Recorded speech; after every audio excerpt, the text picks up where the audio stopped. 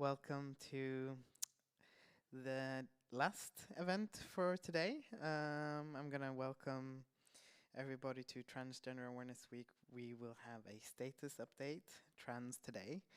And with me I have Sigrid Sandal and Vero Borke Olsen.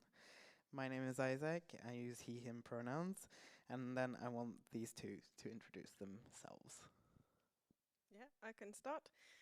My name is Sigrid Sandal. I use she, her pronouns. I have a master's degree in history from the University of Bergen, and I studied how the medical profession in Norway understood and treated transgenderism in Norway between 1952 and 1982. And I've also made a publication in Historisk Tidsskrift from December last year on this topic, and I also have a chapter in the new book, which I always forget the name of. Freedom, equality, and diversity. Thank you. I've written the historical background chapter in that book, discussing the medical legal discussions around gender reassignment surgery and access to the correct legal gender and so on and so forth. Yeah. Thank you. Hi, my name is Vero Broch Olsen. I have they pronouns, and I'm the second deputy in command of PKI, the Patient Organization for Gender Incongruency, and I'm excited to learn more. Same. Yeah. Like me and Vero will talk about, because we are in the patient organization, we will talk about what's the updates for regarding trans people's healthcare. And then we have Sigrid who will, share her perspective and knowledge about trans history. So, let's start. Yes. Ooh, where to start? That's Beginning. the question. Yeah. Yes, I think first what I would really want to say is making a clarification. I'm a historian and I discuss the past, and I sometimes live a bit in the past. And usually when I discuss these issues in a historical context, I'm forced to use a rather outdated terminology. Because for me as a historian, it is important to use the terminology used in the time that I'm speaking of. So if anyone's offended or find that I'm a bit outdated and archaic, I'm just being historically correct. So you will hear a lot of outdated terms, and when we speak of the present, I'll be sure to use The right terms. yes. Yeah.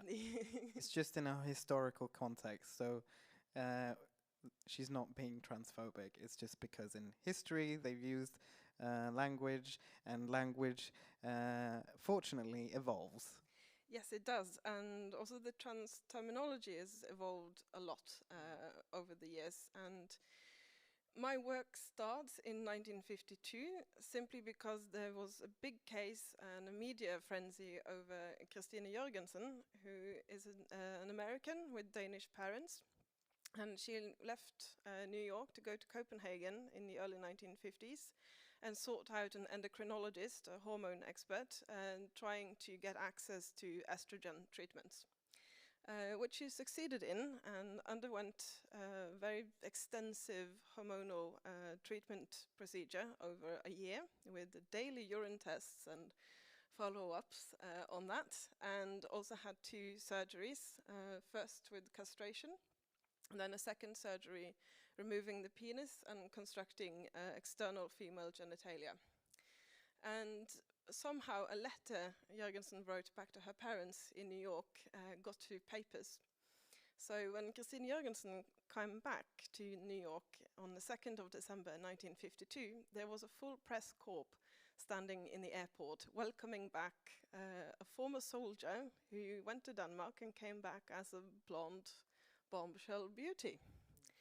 And this was a huge news event. In some papers, the news about this blonde beauty pushed the news about the test of the hydrogen bomb off the front pages. So really, bombshell beauty arrived back in the States, and the headlines went very much along the lines of the medicine has done this magical transformation of a man becoming a woman. And this was really, really big in the 1950s. I think this is, for us today, kind of hard to imagine. But she was the first trans woman who was a celebrity, basically. Yes. Yeah. Or no, you also No, have okay. Lily Elbe in Yeah. Germany in the 1930s. Lily is, for some of you maybe familiar as the Danish girl from the book and the film with the same name. Lily Elbe was also known as Einar Wegener, a painter, and she went under 2 surgeries in the early 1930s. Unfortunately, not quite successful, and it's believed that she died from infections and complications from the second surgery around the mid-1930s. What happened after the 1950s? Like after Christine Jorgensen? Well, what's important to understand is that Jorgensen pushed this issue on the agenda, and the doctors in Denmark who gave her treatments received allegedly over 2,000 letters from all around the world from people who wrote and asked to have the same kind of treatment. And it's rumored that among these, about 50 were from Norway. Wow. And this is brought into attention by the Norwegian medical profession, who ask themselves, what is this?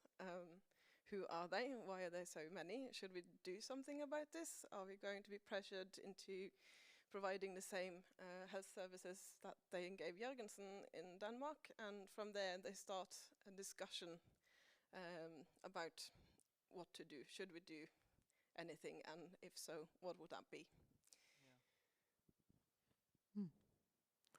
It's a lot of information that I didn't know. I didn't know that there was like 50 people from Norway that wanted gender affirming treatment.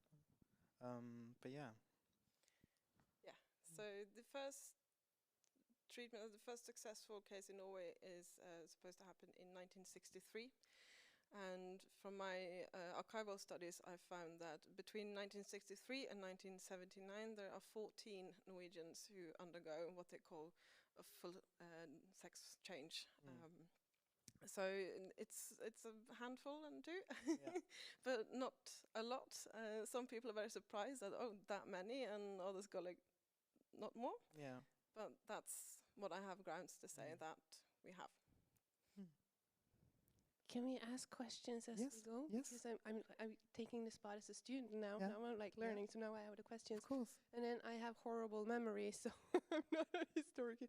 But because you said the 1930s, and then you gave an example in Germany, and then from my knowledge that you have like the Nazis in early Germany and the stuff that they did to medical professionals that gave treatment to queer people, either in terms of conversation therapy for gays and lesbians, but also the Naturvitenskapsinstitut for sexual health thing. I don't know what it's called in German, but they went there and did this razzia thing and burnt all the books, and Landsforviste, the leader of this institute that had given treatment and hormone treatment and stuff like that. So when you say the 30s, I'm like, what did it bounce back that fast, or could you give me more context to it?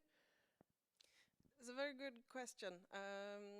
Magnus Hirschfeld in Germany had an institute which I believe is called the Institut for die Sexualwissenschaft, which is possibly one of the first institutes that devoted themselves to sexology, which at the time was a very new sort of professionalization or scientific study of sexuality in humans. And Hirschfeld had the problem that he was not just gay and a doctor, he was also Jewish and a socialist, which was not very popular at the time in Germany. So the institute was raided in 1932. He had a huge and extensive archive with cases and studies of queer people, mostly homosexual men, but among them also transvestites, that he called them at the time. He also gave out a book in 1910 called Die Transvestiten, about the erotic urge to cross-dress, and he also terms transvestite from Greek to cross and dress as. And his sort of conclusion was that among the homosexuals he studied, there was some of them who liked to dress up as women, and some of those even meant that they were women. And this he studied, but Herr Hitler has a lot of things to answer for historically. Among that, burning a big archive that I believe to this day is a loss in history, truly. An interesting thing with Hirschfeld is that he went into exile in the 1930s, and another person who also went into exile is Harry Benjamin, who was a student of Magnus Hirschfeld. And Benjamin arrives in the States and continues to study homosexuals and also trans people. And for us in Norway, we know about the Harry Benjamin Ressurssenter. The resource center for Harry Benjamin is a trans people. It's the patient organization for Rikshospitalet, so who is the which is the public hospital that gives healthcare to binary trans people in Norway. Yes, and he publishes possibly one of the first medical works scientifically studying and setting up diagnosis criteria for transsexualism in 1966. It's called the transsexual phenomenon, where he builds on Magnus Hirschfeld's work.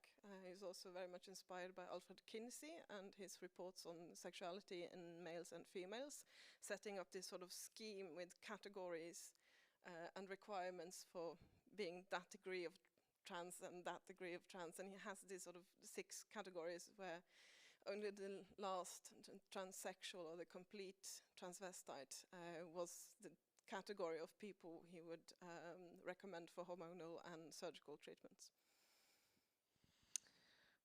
Wow, it's a lot. Yeah, because this was in a time where the word was auto-androgynophilia thing, where they linked this gender transitioning to a sexual experience. Or a desire or because something. that was like Freud or something that started out with it. Or did Magnus Hirschfeld also go with like, this is something where you are aroused by being the opposite gender that you are supposed to be attracted to, and then you impose that gender on, and then it's a messy kind of explanation for this. Was that a part of this early classification description thing? Yes and no. I think for like the category 6, how trans are you? That imply that it's not necessarily about the sexual, but it's about a belief that you really are a different gender than what your body would suggest.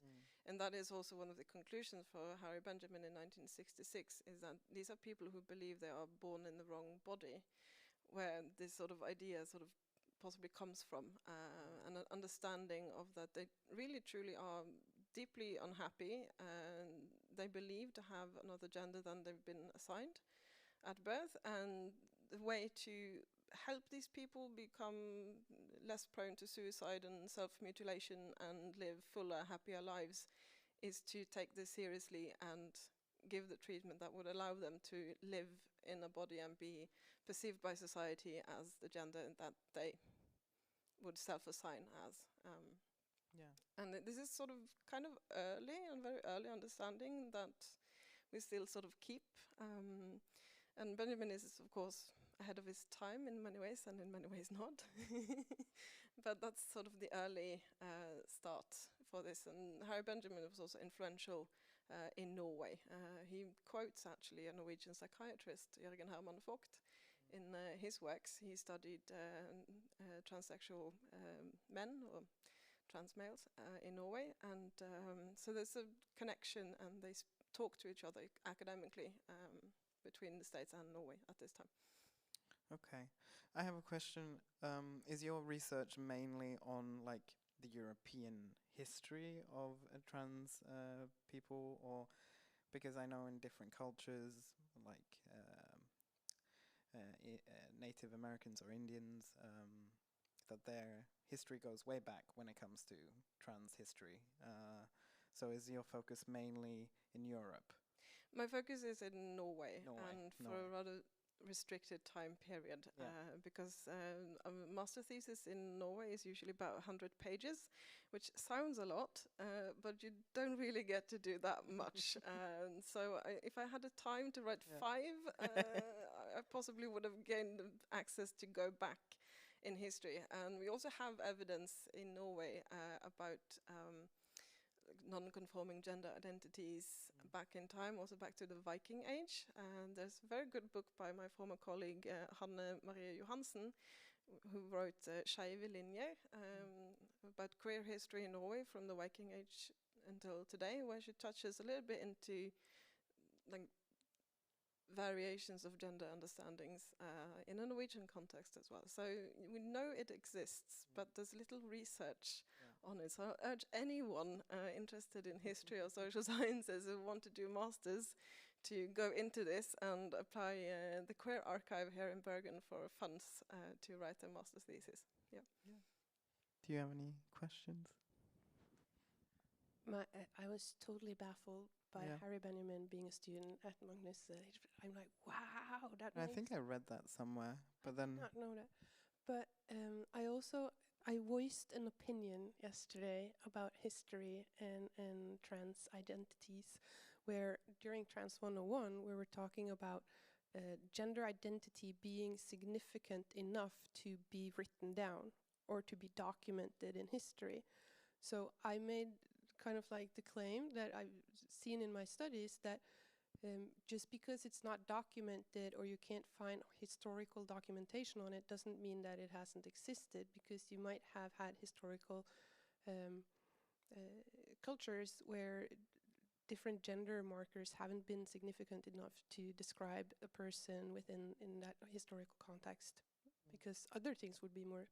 Do you agree, or is that just something that I'm just saying? It's hard to disagree with because I think it's a good analysis, and also it's very difficult to study these things historically, because it's very easy for us to sort of put our own gendered glasses onto the past and interpret the past with our own glasses. Like the term gender is not popularized until the 1950s. Yeah. So to speak of the 1800s and saying people had this gender expression and this gender expression would be terms that if you went back in time, they would go like, yeah. what's that? I don't understand what you're talking about, because these are not terms and in realities or lenses in which to understand realities in. So even if you find sort of written documents or sources, it's hard to interpret this, and which is also why we need professional historians and gender theory and different ways of seeing things to sort of pull back the layers of information to reach certain interpretations. I'm also like curious to who writes the newer history, like the new, like if you go maybe 30 years back or 20 or even 10, because a lot has changed from then till now. And history, I mean, we're writing history now, but who's actually recording it, or who does that? Good question. I think it's historically been pioneers and people who've taken an interest and then looked at it. And queer history in Norway is very understudied till this day. We're just slowly starting in the past decade, I think, to start scratching the surface of understanding history as something gendered and in queer terms. So it really is a form of activism in itself, I think, to actually delve into these understudied subjects and do something about it, because then you get to baffle other qualified people in the couch like this. But it also means something to actually study this, and it's hugely understudied. So yeah. Yeah, because I think when I first met Randi a couple of weeks back, then I asked, how come like queer history and even trans history is very white in this country? Because I don't I assume that there are queer people that were there, but they're not acknowledged. They weren't like in the forefront, but they were there. But we don't ever see them. We don't know who they are. Yeah. I don't know if that was a question, but it was just like a statement. But yeah, that's one of the things that I feel that is lacking, especially maybe in general in European history, but at least here in, if we just think locally in Norway, it's like I don't see black people or brown people or Asian people. I don't see them, but I know that they're there. Yeah. Can I flip your question? Yep. And then not who is writing the history, but who is history being written for at the present time? Because a lot of these things that we are learning about in modern day history, in history, like I would claim it's politicized anyway. When you teach history, you teach it with a purpose, and that purpose can never be non-political. But so a lot of things have had words for them before. Things have had names before, and I've studied a lot of anti-colonial theory, and if you can name it, you can claim it. And I think a lot of the modern history that we have today has to do with this post-colonial thing that happened during the 1960s and up to present day, where if you can reframe it and write it into a different audience or in kind of like benefiting a different group, and I think that's what we are learning now, but those words, they don't fit, right? Because if you sit down and think about it, it's like this doesn't, like there has had to be like people, what is this, like two good friends in Pompeii, like come on, why are we describing it in this way? So I think like things have been described before, but not in the language that we are using now. So history is written as history goes, but right now we are writing it to a different audience than who was the audience when history was written. Was that a question? No, it was a thought. It wasn't. Yeah, it was a thought. Sorry.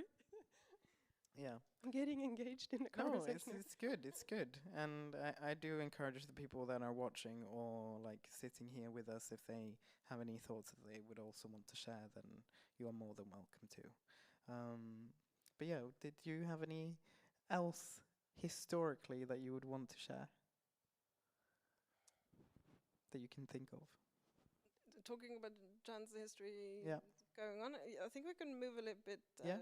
further, and I'd suggest anyone who wasn't here and followed the past stream of today's program to go back and listen to Randi Gresgaard and Andrea talking about trans debates and legal struggles, because this is something I've also spent some time studying and discussing how the medical legal discussions surrounding gender identity and access to legal recognition has been going on in Norway.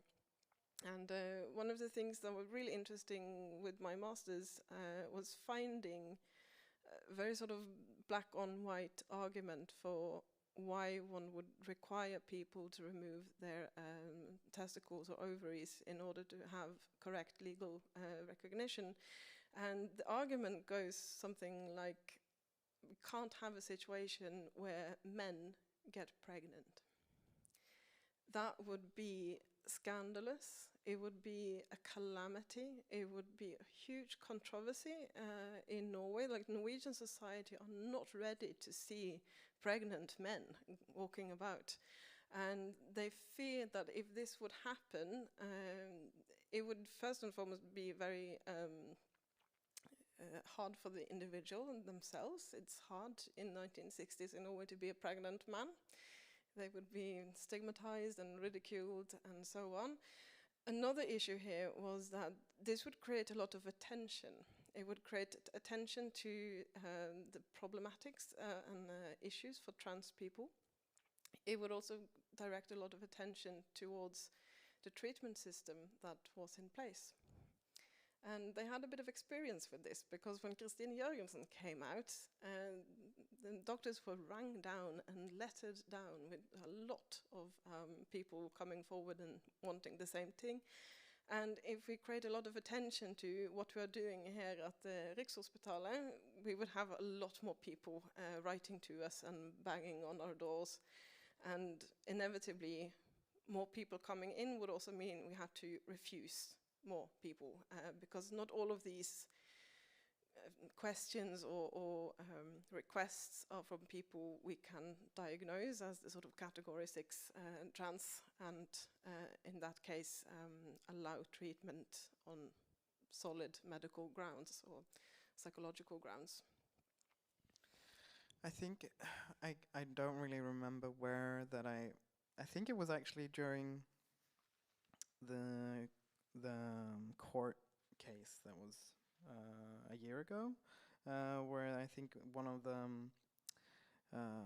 lawyers, I'm not sure if it was on either one of the parts, but they referred to something in Sweden where they basically, trans people, the reason why they didn't want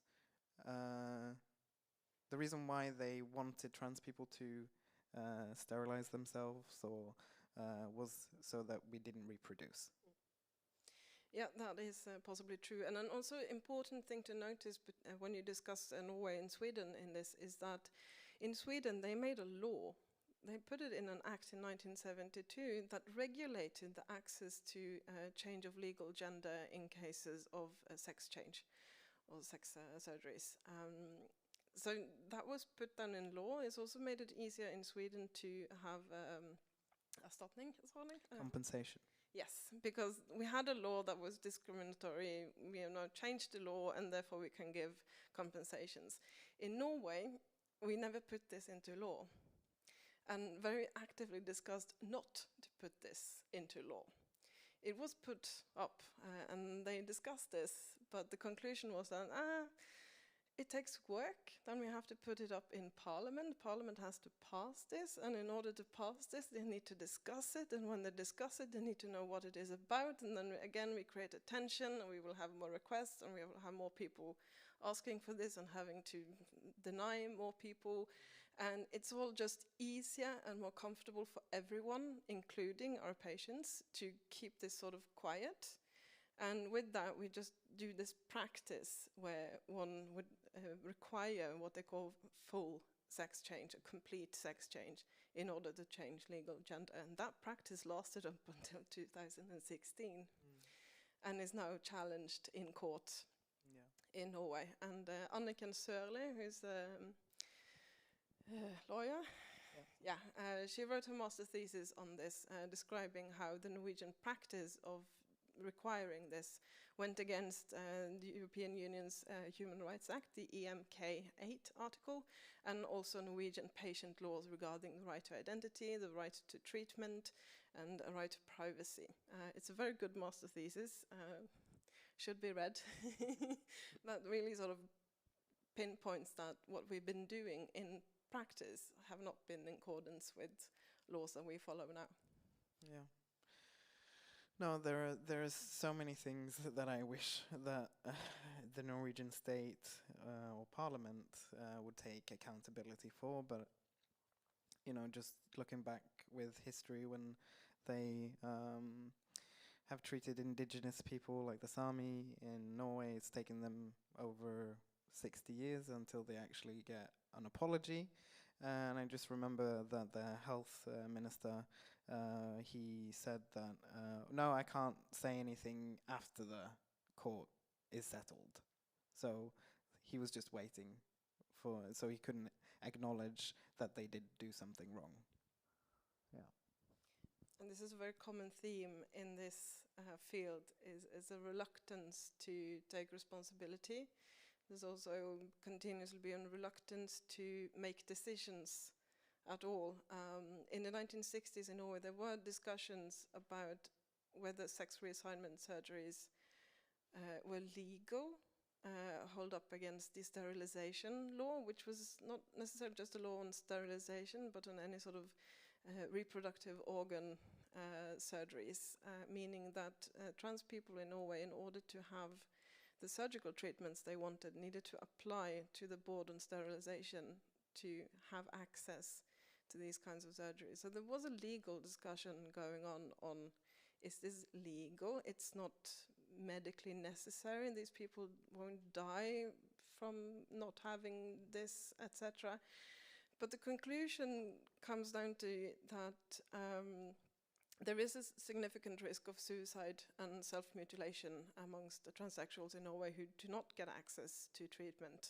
So in some way we are sort of obligated to give something, but the responsibility will be with the responsible doctor. So the Ministry of Health puts the responsibility for sort of dealing with this law and their patients on the treating doctor, which is also the sort of lack of responsibility where it's just like, yeah, we'll allow it, but we're not taking responsibility for it. It's down on a very low level. Yeah. It's complicated. But let's move on to some newer updates. Where would you like to start, Vero? Riksen. Yeah. No, or I wanted to start like because Riksen has the monopoly on procedures and diagnostics and everything, and then now we are supposed to be in a state where it's being decentralized to the regionale hälsoforetak, regional health centers. Health center, Yeah, and like in a the way that this has been like legislated and stuff, it should be rolled out by now. The different regions should have started to do stuff, but that is not happening. And in part because Riksen is claiming their monopoly. They're like in an ideal world, they would be like sharing their knowledge and roll this out and go visit and do training and stuff, but they're refusing to do so. But also that the regional health centers are reluctant to start with this. And then the last one where we had a meeting, with PKI was present with the meeting, like a dialogue meeting for user organizations, was with the Southeast, Sørøst, yeah, Health Southeast region, where personally I had some hopes that they would now expand on things that Riksen is not doing. I had kind of like this non-binary hope because they wanted to do a network of knowledge and stuff like that, and like, ooh, but they seem to be just following in line with Riksen, not going to challenge anything that's going on there, not the treatment or anything. So it's basically the regional health centers doing nothing except for making a division within their center, and that's it. I feel like, because now, today, it's like you don't need to go to a psychologist. Sorry, I have to cough. You don't have to go to a psychologist to get a referral to get to go to Rikshospitalet. So I feel like when they're doing this, it's just like we're setting a department like a DEPAS, which is a district psychiatric center. Instead of going to DEPAS, you have to go here before you can then go to Rikshospitalet. So this is their way of working around the plan of decentralizing the healthcare offer that they have. So they're keeping the monopoly by having these regional centers where they only do what they want. And also keeping in line that bureaucratic loop-de-loop that you have to do with the referral and going to the psychiatric evaluation, because that's also 2 years back, I think, where you're not required to go to the psychiatric evaluation prior to going to Riksen, but some way they're still trying to keep it in place. So I'm kind of just like baffled because like you have applied for a job and this is what you want to do 37.5 hours out of your week, and then you get some instructions on how to do this, but there is this collective resistance against doing things that has been collectively decided above the head of Riksen. So it's kind of like weird, because how should we then work for it? Because we are working faglig, like we are working academically and we are working politically and we're working with activism and we're doing everything right, and we get stuff decided on paper, and then when it's supposed to be put into action, it's not happening. So there's something going behind some walls that we are not having access to. The public is not getting access to those decisions, and those decisions are not traceable except for in the actions of what is going on. So this is highly problematic in a democratic sense as well. And then we also kind of like had, because we have this standardized treatment package things, that is this super binary idea about man, woman, and what kind of surgeries, what kind of treatments that you want and stuff like that. So the goals of the patient, or the pace of the patient, or the order that the patient wants to do things is not being taken into account either. And that was also one of the things that we hoped would change with the regional health centers, because then you wouldn't have to travel all the way to Oslo every time you were supposed to do, like, so you could do things more in a steady pace, or yeah, but that's not happening either. No. And There it's should- like non-binary people Mm. to Rikshospitalet is like a group of, it's either a new patient group or this patient group doesn't exist. And we have had members that send the answers that they get back to us. And what it says in their journal is basically what epikrise, what's it called? Epicrisis? Yeah. Isn't that? Yeah, I think it is. Yeah. Where it says that this person does not fill the criteria for the treatment, which, if you follow the new guidelines, they should. They are a part of the gender incongruence. And like I've mentioned maybe before, the health directorate said that you are not allowed to be called National Treatment Center for Gender Incongruence because you do not treat everybody with gender incongruence. But they still send out letters with, hello, we are blah blah National Treatment Center for Gender Incongruence. Yeah. But I see someone has a question over there, and I think the microphone is somewhere over there. No? Is it? Okay.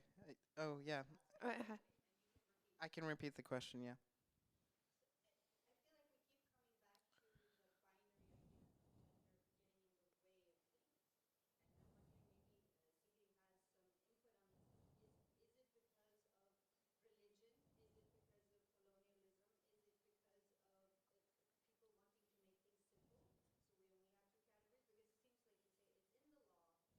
Mm.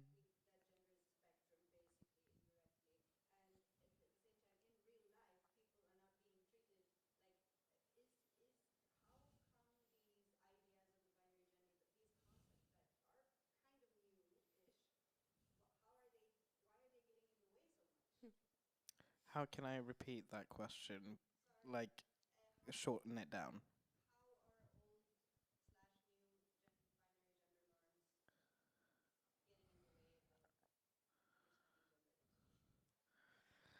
What is making the gender binary standing in the way of gender treatment? Is it colonialism? Is it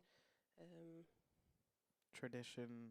religion? What is fixing the gender binary in place, and so that we can move on? Or Old habits. Yeah. No, it's a very good question. Historically, when one in Norway discussed this question in 1953, there was a report published in 1956 on how to deal with the transvestittbehandlingsspørsmålet, which would be transvestite treatment question in English. And then in that report, they set criteria for who gets the diagnosis or who is eligible for treatment. And one of the criteria is that the persons need to have physical attributes facilitating a convincingly change into the other gender. specifically, one wouldn't want a very broad-shouldered, hairy, big man be allowed feminization through hormone therapy and surgery, because that wouldn't be successful. They would look grotesque, it would be theatrical, and the person in question would be hugely socially ambiguous, would be ridiculed, not be able to get a job, and would possibly be in a more unhappy situation after a failed attempt of feminization than without feminization. And to our ears today, this is sort of That horrendous. So horrible. Like, I'm just like squirming. I'm just like, Yeah, but understand the 1950s as the 1950s. These are views posted at a time where gender roles were far more strict, where expectations to femininity and masculinity are a bit more conservative than what we are dealing with today. There's far less freedom of gender expression in the 1950s than today. Thank God for our progress. But it is sexist, it's deeply problematic, these views, from our viewpoint today, but it's also a level of concern for the individual patient that made them sort of make these assessments and saying that, sorry, you're not going to be convincingly female if you do this, in a binary sense. And these are attitudes that, when I hear what trans people today talk about when they describe how they are met in the health system today, we're sort of still slow in this progress of understanding gender as something more. And I think one of the reasons Rikshospitalet is so conservative and holding back is a fear of doing something wrong, about allowing treatment to people that would not be successful, or for people to regret, and for them to do something that would be perceived as scandalous, and also then raise questions on the legitimacy of the clinic in itself. And that has been a fear historically all along. We are very scared that someone is going to say, oh gosh, what you're doing with this sex change stuff, it's not good, we're going to shut you down, because that would mean no one gets anything. And then we can always discuss if this is realistic fears or well-funded fears, but they are there, and they have been there for a long time. I think they're still there, because I think just now you've kind of answered a question that I've been questioning, why they treat trans people the way that they do. And it's not about the trans people at all, it's about their reputation. That's what it's all about. So if they have many trans people that are unhappy with the surgeries, because I feel that it's about the surgeries, not necessarily about the hormone treatment, but the surgeries that they execute, and they do it badly, which they have done, that's why they are the way that they are. And if I would get genital surgery, for example, which I have been offered, then they say, oh, but we have 100% complication risk. So they make you fear the treatment that you're getting, so they won't fail. So then I won't get the treatment. It's like reverse psychology, in a way. Or fear-based psychology, I don't know. And also there's patients experiencing that they have like problematic weight loss goals in order to achieve the treatments, and those weight requirements is not founded on a medical health perspective or a risk perspective for the patient, but it has to do with the level of skill on the surgeons and the end final product of their surgery that they're going to do. And for them, it would be easier with lesser body fat percentage, and for them within their skill set to have a successful surgery. Yeah. And it's hyper problematic. Like I'm a personal trainer, and for doctors to say that you should have a weight goal, it's an external motivation that is gatekeeping you. They mess up people when they do this. No, I'm not approved for surgery. I have a high BMI, so I won't get surgery there. But one thing is when it's like a health-related reason for having a weight goal for a surgery, but that's not the primary thing. It has to do with the aesthetics, the end aesthetics of the procedure that they're doing. And I also think it's about their statistic. And possibly also an expectation of that there's supposed to be a bit of struggle and suffering. Like, Yeah. we don't believe you're really trans unless you're willing to undergo huge weight loss and live up in conservative gender roles, etc. There's an expectation. They put you through a lot of hurdles as a way of checking that you really, really want this, as a way of trying to eliminate people who would regret. And yeah. Yeah, no, I just remember one of the things one of the psychologists told me is that, because then I had loads of dysphoria, used to bind a lot, and it was hard to train. I couldn't breathe, even though that I did was in activity. He then said, well, can't you just wake up at 4 a.m. and train? Like, I don't have a different life as well. Like, I don't have a job or school at the same time, and then I'm supposed to get up at 4. I'm not one of those people. But there's so many higher expectations to what we need to do compared to what cis people need to do.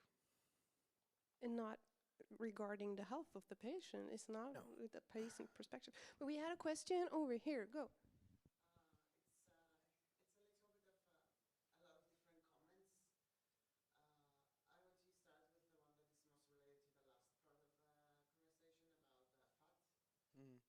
The BMI.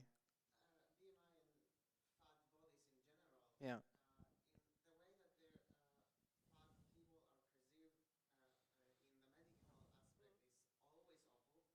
Yeah, we're always unhealthy, we're obese, blah, blah, blah. It's not like there is no, I mean, bigger people, like my body is big, but I have loads of muscles. Yes, I have fat, but that doesn't mean that I'm unhealthy.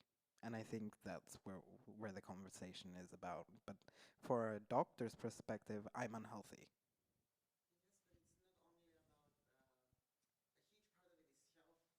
Mm.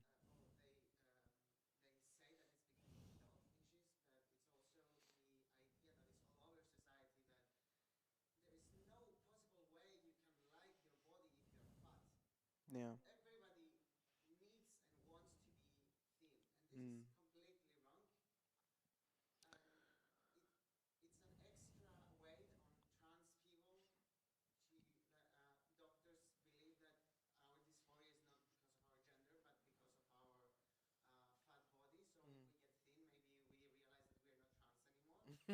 Yeah, no, I don't think that would happen, but no.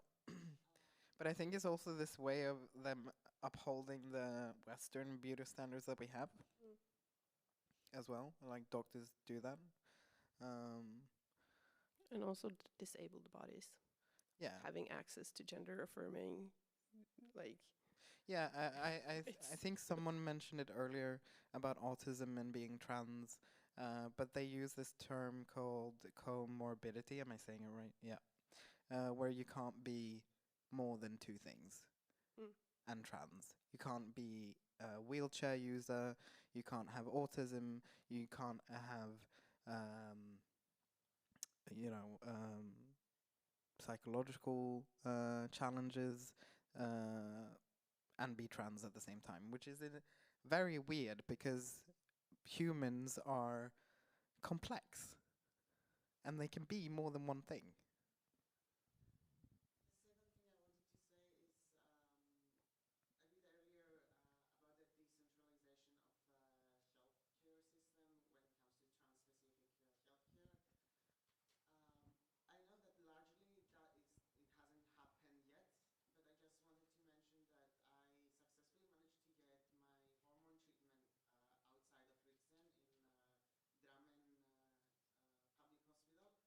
That's great.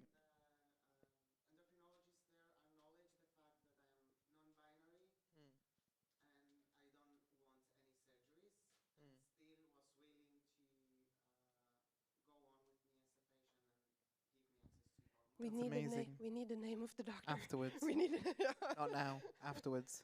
Yeah. No. Congratulations. That's a big win for you and for us. Yeah. I'm so happy that you Yeah. share that. Luckily in Norway, like a GP can give out hormones if they are willing to get the knowledge, and then they can work with other doctors.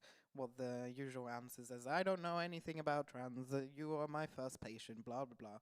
But that's usually what they give because they don't know anything.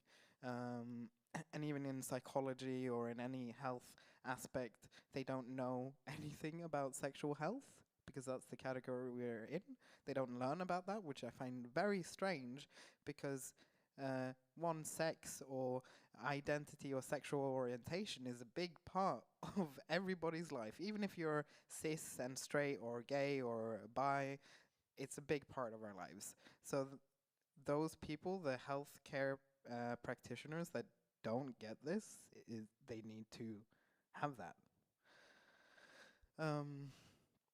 Another update that we have regarding like sexual, technical, I don't know what it's called, hjelpemidler, it's like aids, is that now you can just go to NAV, which is, you go on their website and you can just apply for prosthetics, if it's a wig, if it's a penis prosthetic, and you don't need a referral from or breast prosthetic, you don't need a referral from your doctor. You can just go online and do it, which is great. It's a good thing. Yeah, and both for the erect and the limb. Yeah. Penis prosthetic, and before they had like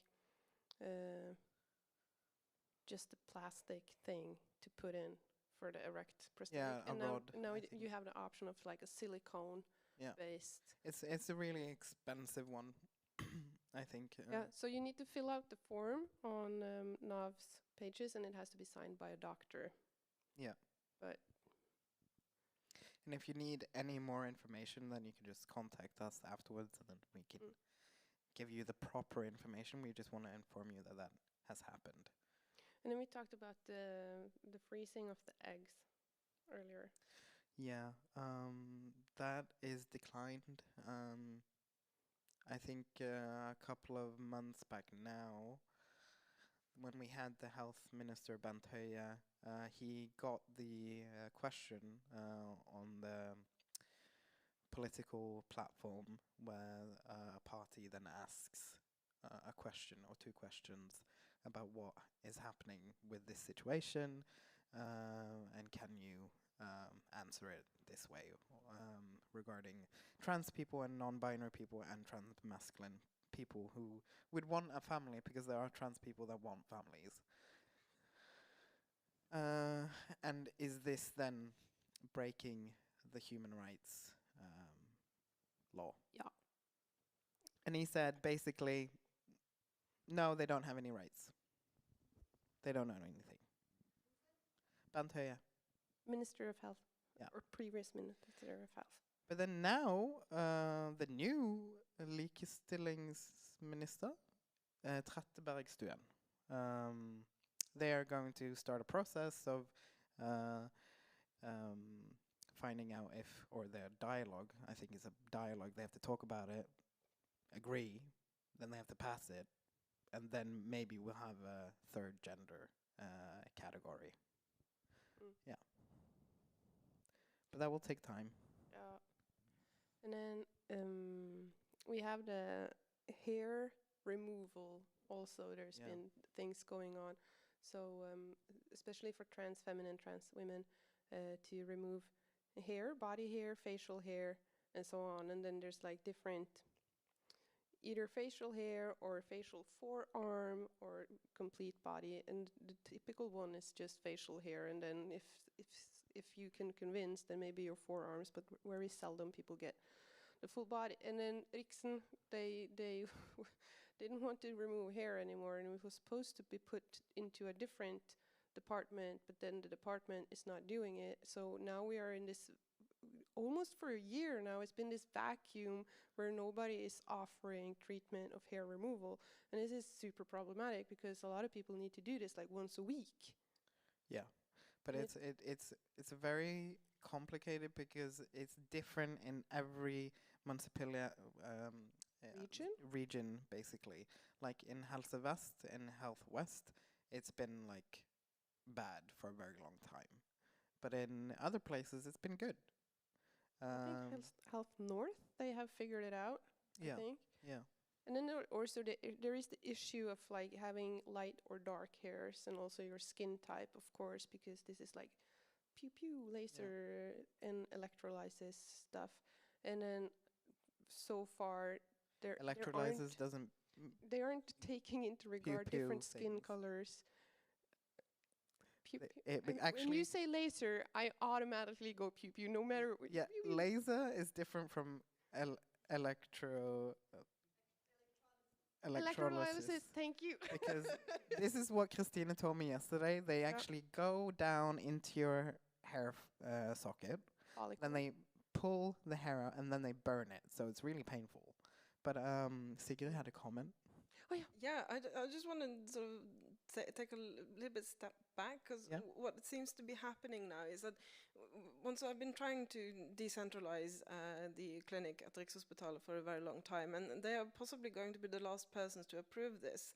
But what is going on in practice right now is that slowly we are sort of dismantling this monopoly through other means and in other processes, and also, which is sort of very interesting in a perspective here, is that for all this time that the Rikshospitalet has been going on, they have always been very eager to do complete sex change surgeries, and really it's like, if you want to do stuff with your genitals that makes us able to legally change your gender status, please go ahead. But everyone who's sort of been like, nah, I'd rather just have the facial hair removal or vocal training, and so have been met with a lot more reluctance.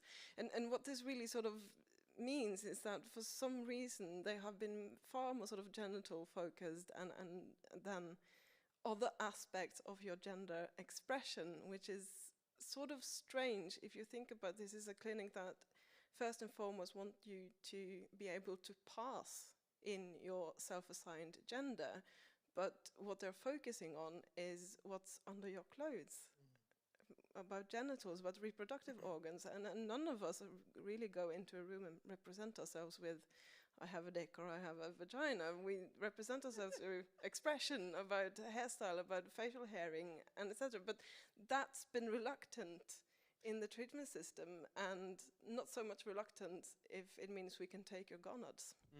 Which is an interesting paradox that's still sort of lingering. And now they're sort of putting out to other places anything that's not sort of very sort of genital focused in treatments, like do lasers and hair removal everywhere else but with us. Yeah, and I mean, maybe they just want you to introduce you with your genitals because that's how they treat you. But back to the hair removal. Rikshospitalet, they only cover face, upper body, arms. They don't do anything else. It's important to say. Yeah, and it's not. I mean, you need to have many treatments, but they only cover like an amount, and the rest you have to pay for yourself. Yeah, and it's crazy expensive. Yeah. Did you have any other updates that you wanted to share? Not that No? that can come to mind. We haven't talked about vocal training and stuff like that, but there's not much changes going on. No, like the regional, the regional health centers are supposed to offer vocal training there, but they only offer conversations there. And what we wanted was that they offer vocal training, guidance, conversations, and hormone treatment. That's what we wanted, but they're only offering one of the things. And then, like, I want to make my final comment is that kind of often when we talk about the healthcare and the treatments offered, if you go to a private doctor or a private facility, you can access it easier. So it's the public healthcare system that has this super conservative, transphobic approach to trans health, and that leaves this trans struggle into a class struggle, because some people can't afford to be trans because you don't have the monetary resources to get treatment. And I'm kind of like, back to the feminism, like why don't feminism realize like going in with full trans allyship would strengthen their own basis, but also like the class struggle of Yeah, trans, it's not being picked up by other units that are concerned with class struggle and class division.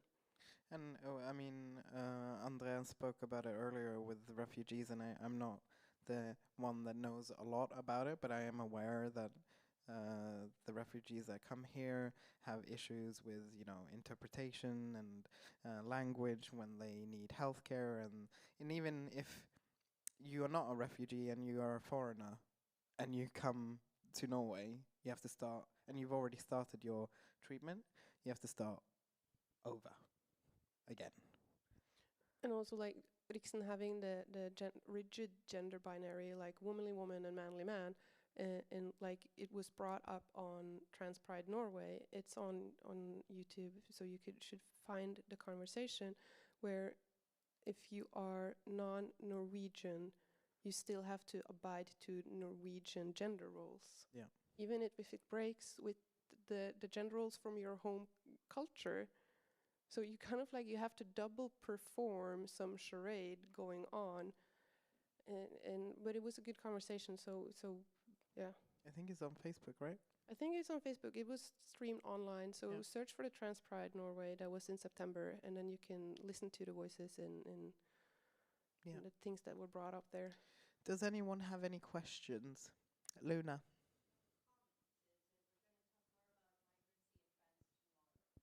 Yes. There's going to be another event, Migrancy and Trans, and I'm really looking forward to that as well.